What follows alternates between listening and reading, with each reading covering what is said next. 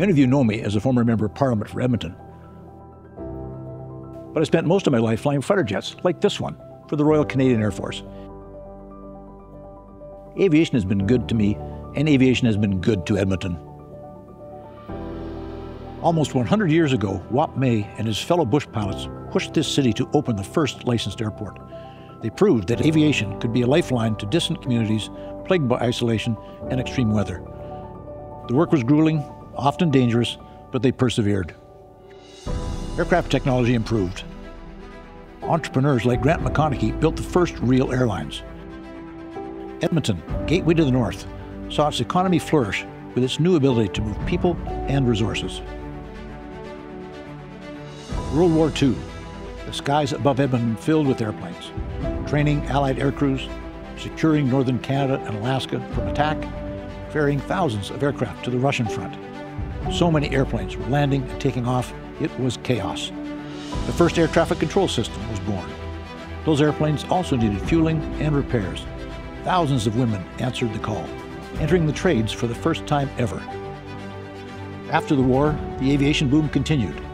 It helped expand a burgeoning resource sector and meet the growing demand for passenger travel. Edmonton's Scrappy Max Ward became a household name, battling a stodgy government to create the finest airline in the world. This is the story of how Edmontonians put our city on the map, with determination, foresight, innovation, and sheer daring. For 3 decades, the Alberta Aviation Museum has worked to pay tribute to these local heroes and display their airplanes and artifacts. We've done it here in this 80-year-old building, Hangar 14, which itself played a pivotal role in our aviation history. But we are more than a museum.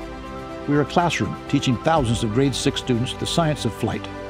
Our modern flight simulator lab puts kids in the pilot seat to experience the wonder of flight firsthand.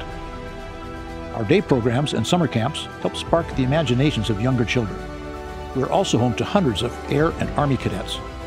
Their training prepares them for future leadership roles in our city. And we are a community space where local nonprofits can raise funds to continue their vital work.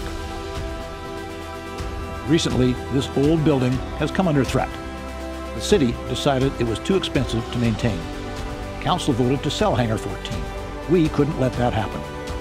We've convinced the city to sell Hangar 14 to us. It won't be easy. We'll need to raise money for maintenance and important upgrades. But if we all work together, we can make this happen. Keep our history in flight. Support the Alberta Aviation Museum.